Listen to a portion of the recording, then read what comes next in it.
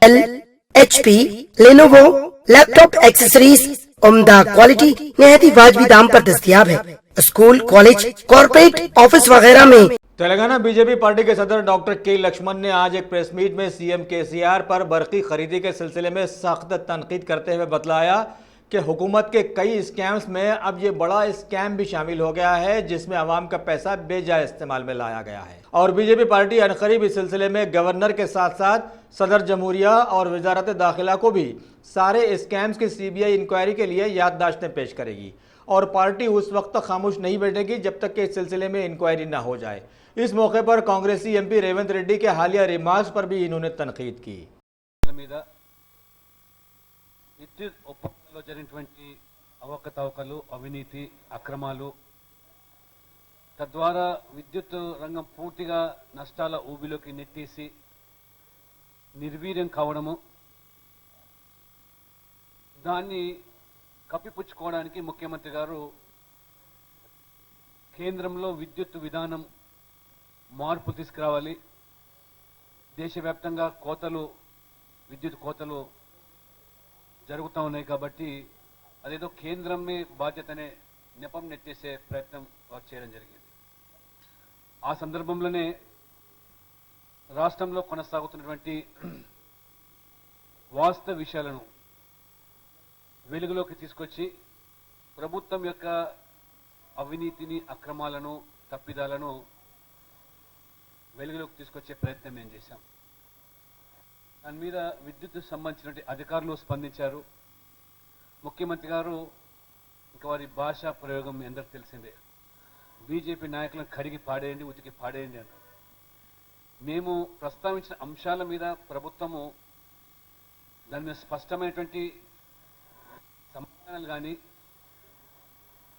అధికారులు కోరుకున్నట్టుగా న్యాయ విచారణకు ప్రభుత్వం అంటే ఆధారాలతో సహా మేము చేసిన కూడా చెప్పడం జరిగింది. కానీ మంత్రులు దాని మీద మాట్లాడకుండా అది మీద ఎత్తేసి వారు ప్రజల దృష్టి మళ్లించే వారు ప్రయత్నం చేస్తూ ఉన్నారు.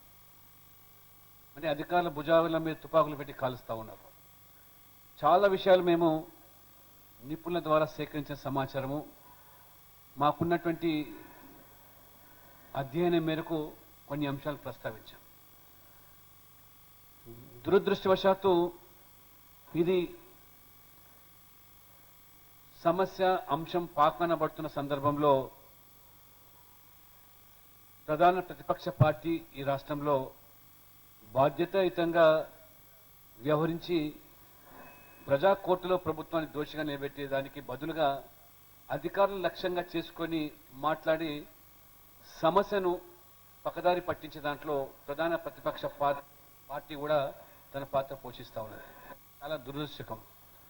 ఇవాళ మేము లేవనెత్తిన అంశాలన్నీ కూడా ప్రభుత్వం మీదనే, ప్రభుత్వ తప్పిదాల మీదనే, ప్రభుత్వం యొక్క నీతి. ఎందుకంటే ఇది ప్రజా సొమ్ము. ఈ రకంగా మరి ఏ దోపిడీ విధానం జరుగుతుందో ఈ ప్రభుత్వంలో దాన్ని ప్రశ్నిస్తుంది. అధికారుల మీద ఎక్కడ కూడా వ్యక్తిగతంగా కానీ విధానపరంగా కానీ మాకు ఎటువంటి వారి మీద వ్యక్తిగతమైనటువంటి ద్వేషం లేదు. పార్టీ పరంగా కూడా అధికారులు వారు పాత్రదారులు మాత్రమే. కాబట్టి ఇవాళ ఒక బాధ్యతాయుతమైనటువంటి పదవిలో ఉన్నటువంటి మరి ఎంపీగా రేవంత్ రెడ్డి గారు ఈ సమస్యను ఒక తీవ్ర రూపం దాల్చింది. ఇది ప్రధానంగా ప్రజల్లో కూడా చర్చ జరుగుతూ ఉన్నది.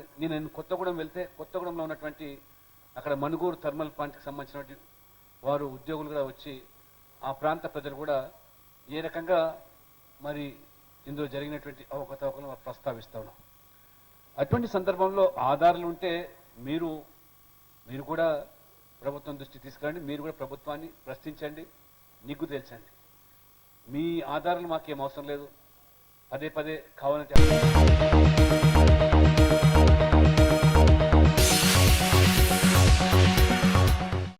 तेलंगाना के कांग्रेसी तर्जुमान जी निरंजन ने आज एक प्रेस मीट में हुकूमत के पालमूरू रंगारेड्डी रीडेवलपमेंट प्रोजेक्ट के सिलसिले में बतलाया कि तेलंगाना की राजधानी हमारे हैदराबाद के लिए ये प्रोजेक्ट ज़रूरी था, क्योंकि सारी रियासत की 45% आमदनी शहर हैदराबाद से ही हुकूमत को मिलती है। सीएम केसीआर ने साबिका में ऐलान किया था कि शहर को खूबसूरत इस्तांबुल की तरह बनाएंगे और दूसरी तरफ तारीखी इमारतों को ढाया जा रहा है। अगर ऐसा ही होता रहा तो खूबसूरती कैसे बचेगी? और तो और अवामी अराजियात को हुकूमत मट्टी के मोल खरीद कर सारी रियासत को अलग से कंगाल भी बना रही है।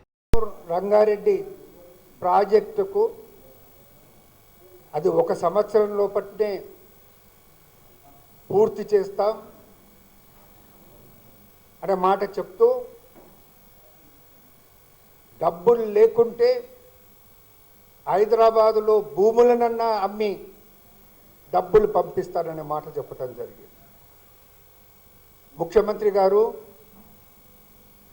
హైదరాబాద్ ఎవరి జాగీర్ అనేసి మీరు అమ్మి డబ్బులు పంపిస్తామని అంటున్నారన్న మాట మీకు నేను ప్రశ్నిస్తూ ఉన్నాను.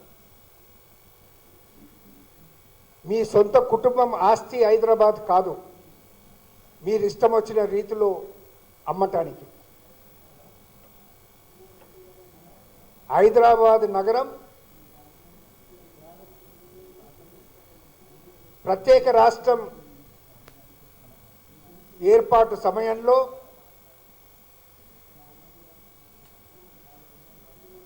ఇది యూనియన్ టెరిటరీ చేయాలనే ప్రయత్నం చేసిన కాంగ్రెస్ పార్టీ అడ్డుకుంది. ఇది ఉమ్మడి రాజధానిగా చేయాలని అన్న కాంగ్రెస్ పార్టీ అడ్డుకుంది. బిల్లులో పెట్టించడం జరిగింది కాంగ్రెస్ పార్టీ. ఇది కాంగ్రెస్ పార్టీ పుణ్యమా అని హైదరాబాద్ నగరం కేవలం తెలంగాణకు చెందే విధంగా, కేవలం తెలంగాణకు రాజధానికి ఉండే విధంగా బిల్లులో పొందుపరచడం జరిగిందన్నమాట మరవకూడదన్నమాట మనవి చేస్తూ ఉన్నాడు. ఈనాడు తెలంగాణకు ఆదాయంలో 40% ఆదాయం అనేది హైదరాబాద్ నగరం నుండి వస్తుంది.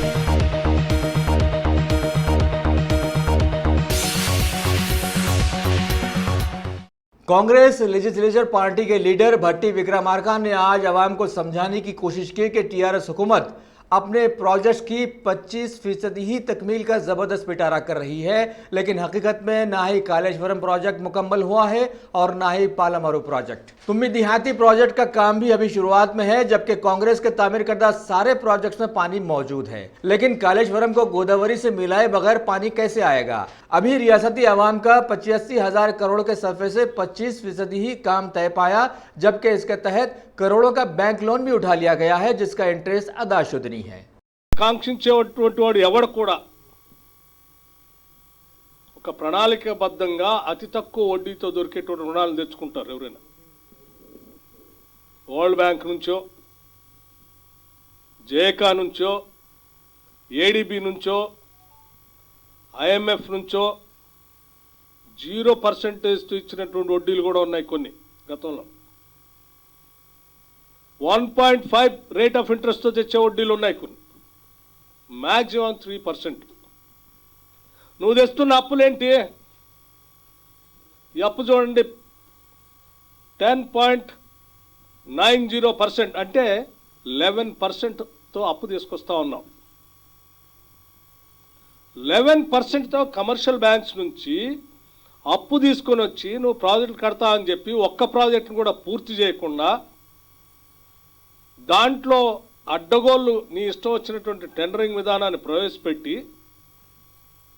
పర్సంటేజ్లు పెట్టుకొని రాష్ట్ర ప్రజల మీద లేనిపోని భారాన్ని వేస్తూ ఉన్నావు. 1,00,000 కోట్లు అంటే రీపేమెంట్ నాటికి 11% రేట్ ఆఫ్ ఇంట్రెస్ట్తో డబల్ అవుతుందండి. అంటే ఓ 10 ఏళ్లలో డబల్ దాటిపోతుంది. అంటే 1,00,000 కోట్లు అంటే 2,00,000 కోట్లు అవుతుంది నువ్వు రీపేమెంట్ చేసేటప్పటికల్లా ఈ రేట్ ఆఫ్ ఇంట్రెస్ట్తో. ఒక్క ఇరిగేషన్ దీని వీటికి సంబంధించే మొత్తం రాష్ట్రం అంతా నువ్వు తీసుకొచ్చిన మిగతావి కూడా కలుపుకుంటే 2,25,000 కోట్లు దాటిందని చెప్తా ఉన్నారు. ఇదే రకమైనటువంటి రేట్ ఆఫ్ ఇంట్రెస్ట్తో నువ్వు ఉంటే అది 5,00,000 కోట్లు అవుతుంది రీపేమెంట్ స్టార్ట్ అయ్యే వరకు. ఇప్పటివరకు చేసిన అప్పులే.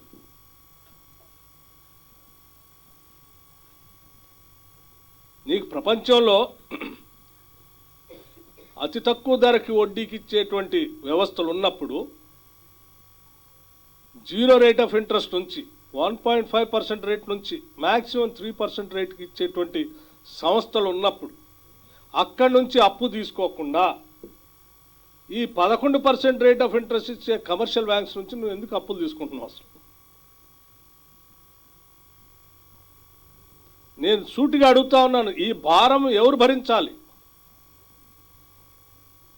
నువ్వు అప్పులు తీసుకొచ్చి ఈ రకంగా అడ్డగోలుగా ఖర్చు పెట్టి నీ దారి నువ్వు వెళ్ళిపోతావు, నువ్వు నీ కుటుంబ సభ్యులు. ఈ రాష్ట్ర ప్రజలు రేపొద్దున పరిపాలనకు వచ్చేటువంటి వాళ్ళు ఈ అప్పులు తీర్చలేక రాష్ట్రం మీద భారం వేసి ప్రజలు భరించలేనటువంటి పరిస్థితికి వచ్చే ఒక దివాలా కోరుతనాన్ని రాష్ట్రానికి నువ్వు తీసుకొస్తా ఉన్నావు. నువ్వు ప్రణాళిక లేకుండా అడ్డగోలుగా పనిచేసే ఒక పెద్ద సన్నాసి, మిగతా వాళ్ళు కాదు.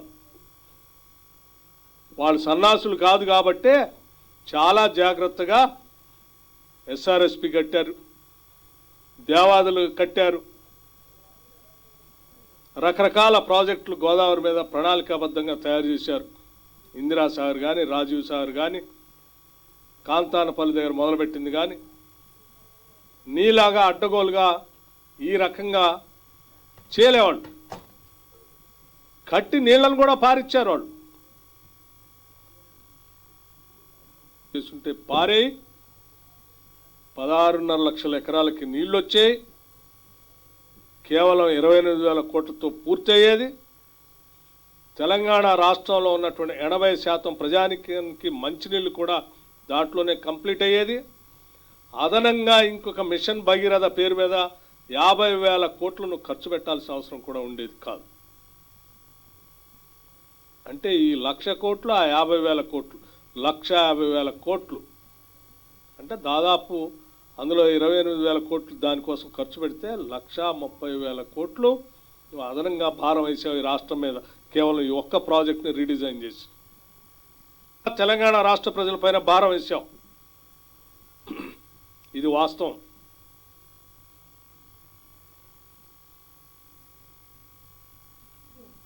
దయచేసి రాష్ట్ర ప్రజలంతా కూడా ఈ కమర్షియల్ బ్యాంక్స్ నుంచి తెచ్చుతున్న అప్పుల గురించి, ఈ ముఖ్యమంత్రి చేస్తున్నటువంటి बजट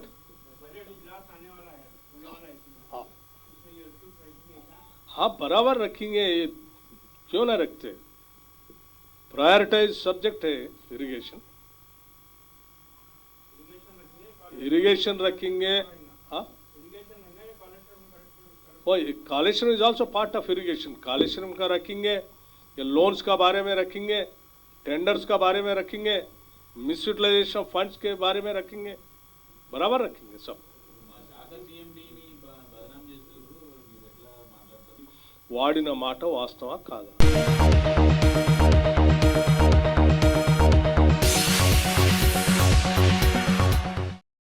टॉप सिलेक्शन कंप्यूटर्स।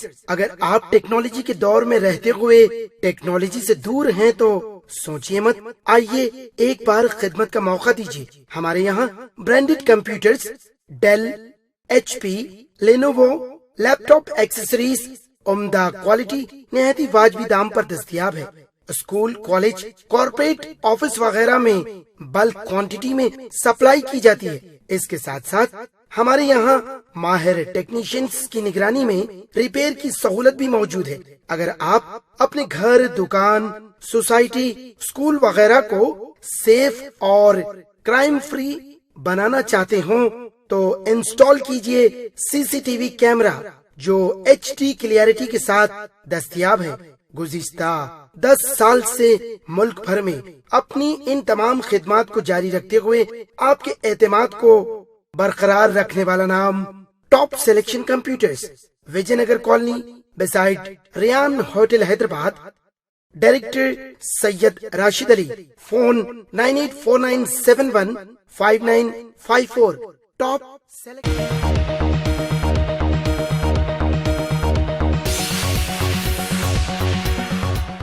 अगर आपने हमारे चैनल को सब्सक्राइब नहीं किया है तो आपको यहाँ सब्सक्राइब बटन दिख रहा है, उसे क्लिक करिए और सब्सक्राइब कीजिए और साथ ही साथ बेल आइकॉन को भी क्लिक करिएगा, जिससे कि आपको ताजा अपडेट मिलते रहें।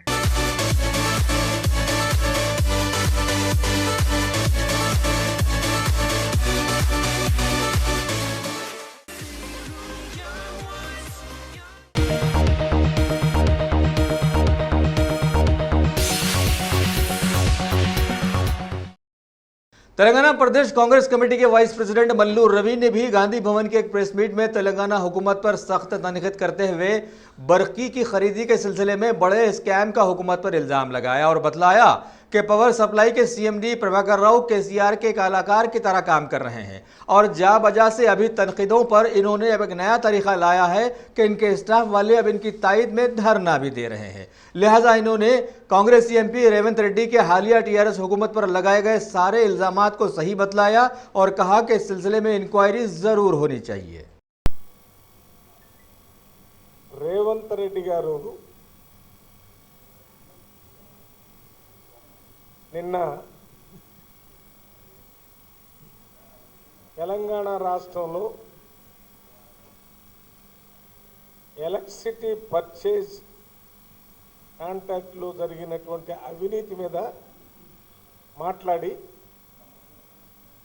ఆ అవినీతికి సంబంధించిన ఆధార పత్రాలను కూడా చూపించి దానికి సమాధానం టీఆర్ఎస్ ప్రభుత్వం చెప్పాలని బీజేపీ నాయకులు నిన్న మొన్న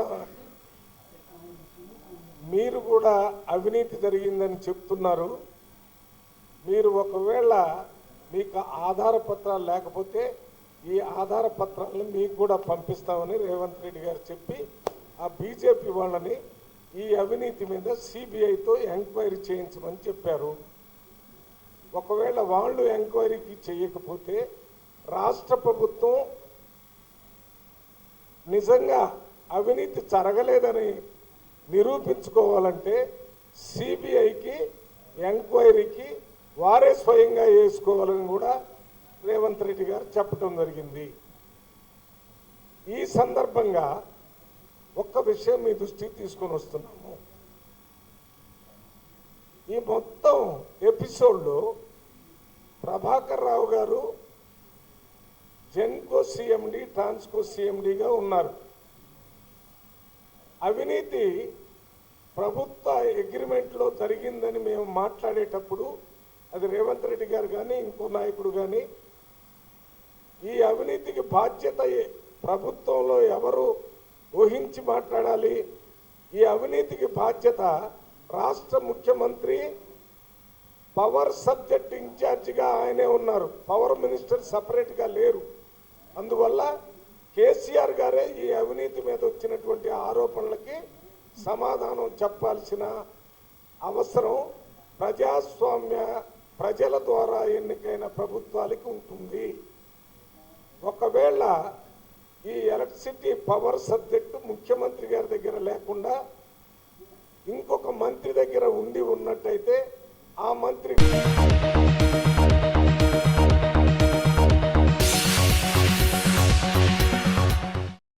तेलंगाना कांग्रेस के सीनियर लीडर और साबिका एमपी कोंडा विश्वेश्वर रेड्डी ने आज ऐलान किया है कि वो 1 सितंबर को लक्ष्मी देवी पल्ली जाकर एक बड़े जलसे को मुखातिब करेंगे और आवाम के साथ वादा करेंगे कि अगर हुकूमत के प्रोजेक्ट से रंगारेड्डी जिले के किसानों को पानी मिल गया तो वो सीएम केसीआर की तस्वीर को दूध से नहलाएंगे। लेकिन सीएम केसीआर ने अभी तक लक्ष्मी देवी पल्ली के किसानों का नाम तक अपनी जबान पर नहीं लाया है।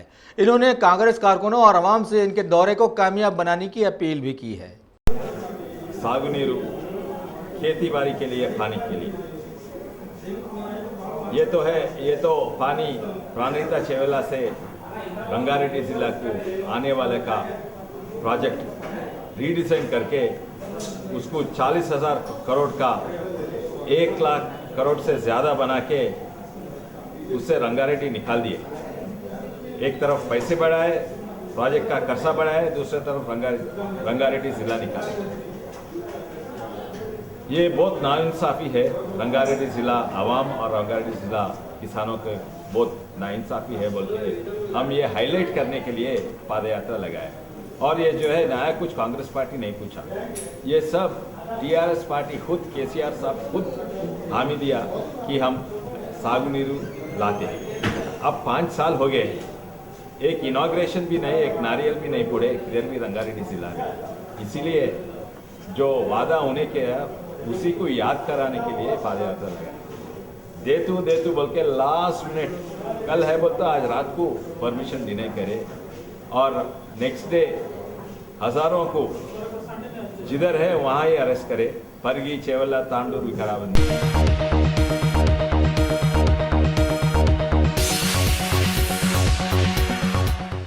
कांग्रेस की तलबदल बीजेपी लीडर डीके अरोड़ा ने आज बीजेपी पार्टी ऑफिस की एक प्रेस मीट में सीएम केसीआर पर सख्त तनकीद करते हुए इन्हें आवाम का धोखेबाज करार दिया, क्योंकि इन्होंने अपने प्रोजेक्ट्स के जरिए सैकड़ों बेरोजगार नौजवानों को रोजगार से लगाने का लालच दिया था।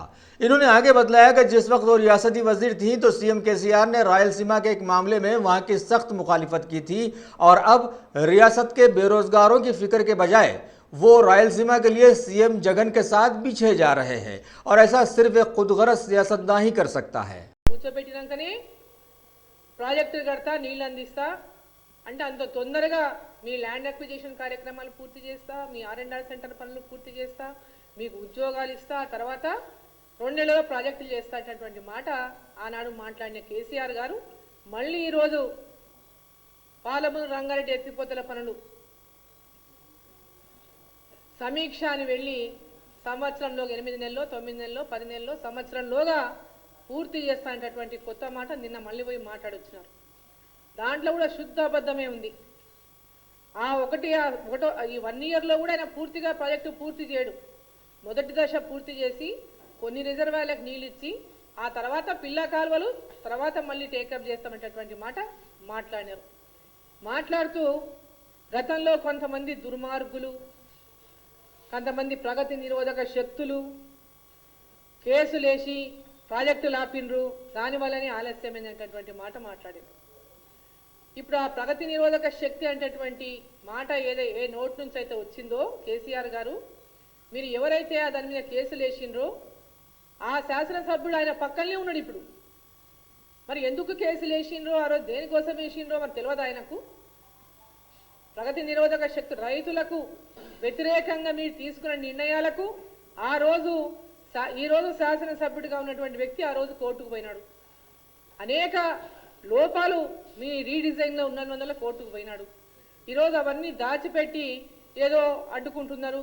పాలమూరు జిల్లాలో ఎట్లా పుట్టినరో దద్దమ్మలు, దుర్మార్గులు, సన్యాసులు అనేటటువంటి ఒక ముఖ్యమంత్రి మాట్లాడుతుంటే అసలు పెద్ద సన్యాసివి నీవే.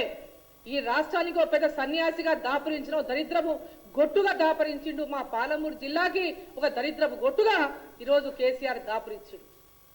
ఈరోజు పాలమూరు రంగారెడ్డి ప్రాజెక్టును డిజైన్లు మార్చి అడ్డగోలుగా అంచనాలు పెంచి 10,000 కోట్లు ఉన్నటువంటి పాలమూరు రంగారెడ్డి DPR 5 ఏళ్ళైందో 3 ఏళ్ళైందో DPR తయారు చేసి మళ్ళీ కొత్త DPR అంటే ఒక 5,000 10,000 కొన్ని డబుల్ అయింది అనుకున్నా, దాని ఇట్లా కాకుండా 50,000 60,000 కోట్లకు అంచనాలు పెంచి దాని డిజైన్లు మార్చి, ఆ డిజైన్లు మార్చింది కూడా ఎందుకు, ఇప్పుడు ఆయన సంఖ్యలో ఉన్న ఇంకొక ఎమ్మెల్యే, ఆనాడు ఇతర పార్టీలో ఉన్నటువంటి ఎమ్మెల్యే నారాయణపేట ఎమ్మెల్యే ఈరోజు ఆయన సంఖ్యలకే చేరిండు.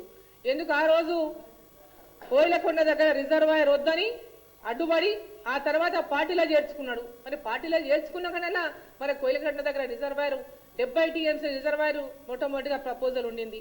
దాన్ని 30 TMC కన్నా తగ్గించి ఇంకో 2-3 స్థలాలలో వేరు స్థలాలు ఎక్కడైతే అవకాశాలు ఉన్నాయో ఆ స్థలాల్లో ఇంజనీర్ల ద్వారా మొత్తం మళ్ళోసారి పరీక్ష చేయించి పరిశీలించి ఆ తర్వాత ఆ ప్రాజెక్టును ఫస్ట్ ఫేజ్ కింద తీసుకుంటే బాగుండేదని మేము మాట్లాడితే, పాలమూరు జిల్లాలో ఉన్నటువంటి ప్రతిపక్ష అంటే దానికి ప్రముఖంగా నేను ఎందుకు మాట్లాడుతున్నట్టు ఈ ప్రాజెక్టుల గురించి పోరాటం చేసిందే నేను.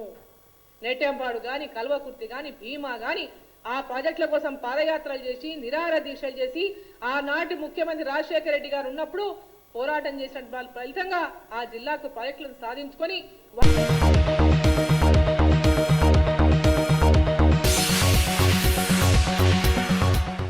कुल हिंद मजलिस इत्तेहादुल मुस्लिमीन के हल्के नामपल्ली के एमएलए जाफर हुसैन मेराज ने आज अपने हल्के में वाक़ एनएमडीसी के इलाके के एक नए रिबिट फुटवेयर शोरूम का इफ्तिताह अंजाम दिया। इस मौके पर मालिक शोरूम अफजल मलिक के साथ साथ कई उनके रिश्तेदार, मेहदीपट्टनम के कॉरपोरेटर माजिद हुसैन, मजलिस के सीनियर लीडर आमिरुल्लाह खान और दीगर बहुत सारे समाजी कारकुन भी वहां पर मौजूद थे। मैं इधर फसलान सर से हूँ, सरोजनी के पास रैबिट फुटवेयर की ओपनिंग किया। जाफ़र हुसैन मेरा साहब, माजिद भाई और बहुत सारे हमारे फ्रेंड्स आए हुए हैं और इंशाल्लाह आप लोगों को इधर बहुत अच्छी क्वालिटी मिलेंगी। वैरायटी बहुत कम प्राइस में हम लोग रखे और इंशाल्लाह हम लोग ऐसा नहीं कि इधर आए बाद में से आपको ये प्राइस है 900 फिर उधर मार्केटिंग नहीं है। आप आते कि सेलेक्ट करते कि लेके जाने का पीस है। कहाँ से लाते माल? हम लोग का चाइना से ट्रांसपोर्ट होते और दिल्ली से भी आता हम लोग को माल। तो इंशाल्लाह हम सबको यानी अब ऐसा चल रहा कि यानी अब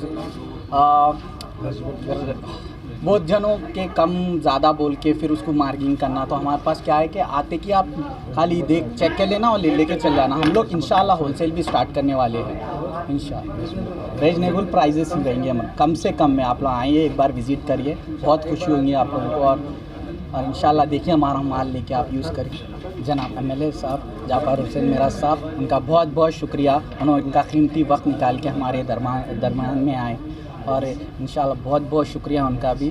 और माजिद हुसैन साहब यहाँ के कॉरपोरेटर है तो उनका भी बहुत बहुत शुक्रिया तहे दिल से।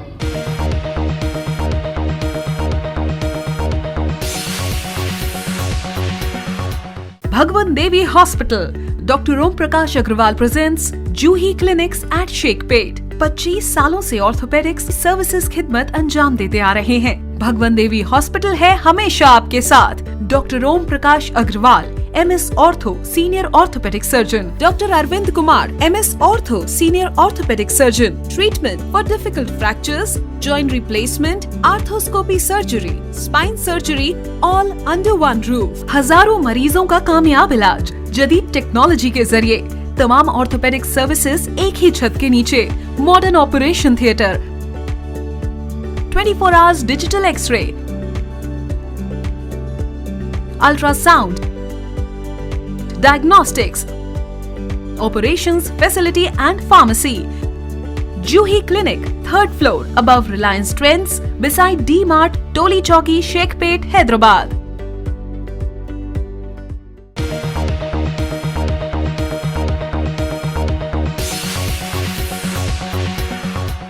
अगर आपने हमारे चैनल को सब्सक्राइब नहीं किया है तो आपको यहाँ सब्सक्राइब बटन दिख रहा है, उसे क्लिक करिए और सब्सक्राइब कीजिए और साथ ही साथ बेल आइकॉन को भी क्लिक करिएगा जिससे कि आपको ताज़ा अपडेट मिलते रहें।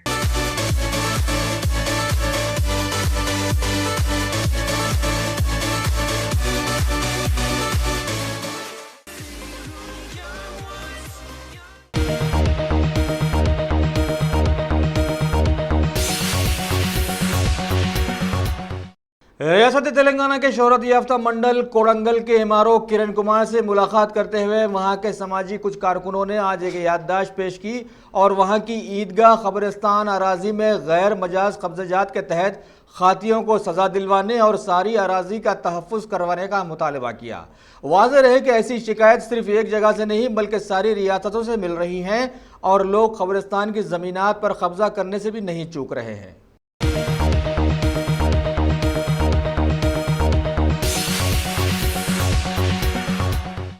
शहर हैदराबाद की एक खुली अदालत में ऑनरेबल 16 मेट्रोपॉलिटन मजिस्ट्रेट श्रीमती के जयंती ने हालिया एक मामले में गिरफ्तार मतीन, शकील और सिराज को 6 माह की कैद और 500 रुपये जुर्माने की आज सजा सुनाई। इस सिलसिले में गोलकोंडा पुलिस स्टेशन के अहदेदारों ने खातियों के खिलाफ में केस बुक करके मुकदमे में शामिल किया था।